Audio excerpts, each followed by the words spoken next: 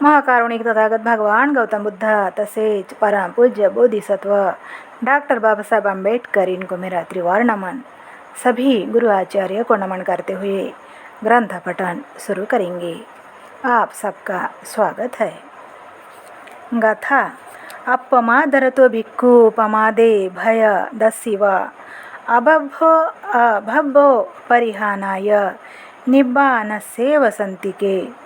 अर्थ, जो भिक्षु अप्रमादी है, प्रमाद से भयभीत होता है, उसका पतन नहीं होता है, वह तो निर्वाण के निकट पहुँचा हुआ होता है।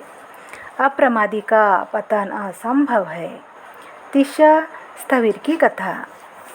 तिष्य नामक एक स्थविर का जन्म श्रावस्ती के पास एक छोटे नगर में हुआ था। जब वह बड़ा हुआ तब उसने प्रव्रज्ञा ग्रहण कर ली और भिक्षु का जीवन जीने लगा।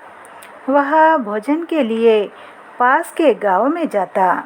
भिक्षाटन में जो कुछ भी रूखा सूखा मिल जाता उसे खा लेता और पुनः साधना में लग जाता। वह बड़े बड़े आयोजनों में भी नहीं जाता था।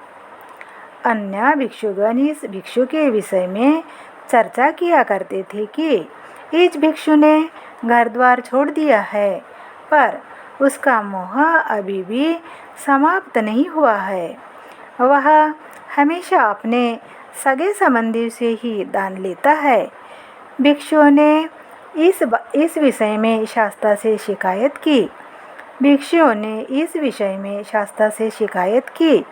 तब शास्त्रा ने तिष्य को बुलाकर पूछा, मुझे शिकायत मिली है कि तुम अपने सगे संबंधियों के यहाँ आते जाते हो, क्या यह सही है? तिष्य ने शास्त्रा को प्रणाम किया और स्पष्ट किया, भगवान, यह सच है कि मैं बार बार अपने गांव जाता हूँ, लेकिन मैं ऐसा सिर्फ इसलिए करता हूँ कि भिक्षा मिल जाए।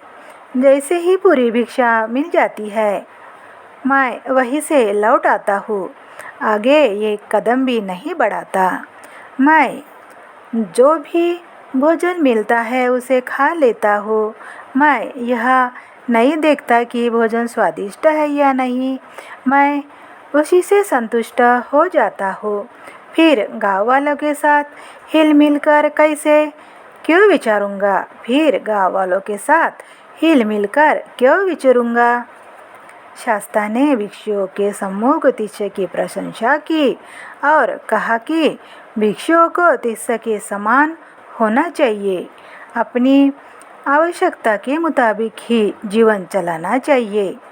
इस संबंध में शाक्य मुनि ने पूर्व काल की एक कथा सुनाई। किसी समय एक गुलर के पेड़ पर पक्षीराज तोता रहता था। उसके साथ उस वृक्ष पर अनेक पक्षी भी रहते थे। धीरे धीरे पक्षी गुलर के सारे फल खा गए। वृक्ष फलहीन होने लगा। सभी पक्षियों ने दूसरी जगह जाने का विचार बनाया। पक्षीराज ने कहा, तुम लोगों को जाना है तो जाओ, मैं इस पेड़ को छोड़कर नहीं जाऊंगा। जो कुछ भी बचे खुचे फल है उन्हें खाकर मैं अपना जीवन चला लूँगा। चाहे जो भी हो, मैं रहूँगा यहीं पर।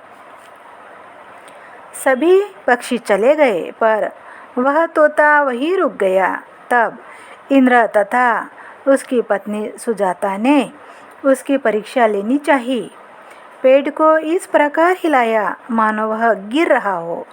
ऐसा तूफान भेजा कि जैसे बाज झपटा मार रहा हो, फिर भी वह तोता कहीं नहीं गया। तब इंद्र तथा सुजाता ने उससे पूछा कि वह पेड़ छोड़कर क्यों नहीं गया। उसने जवाब दिया कि उस पेड़ के साथ उसकी कृतज्ञता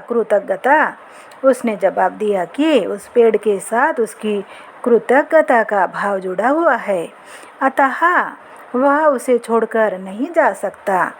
उस जन्म में भी वह तोता बुद्ध स्वयं थे और अनिरुद्ध चक्र था।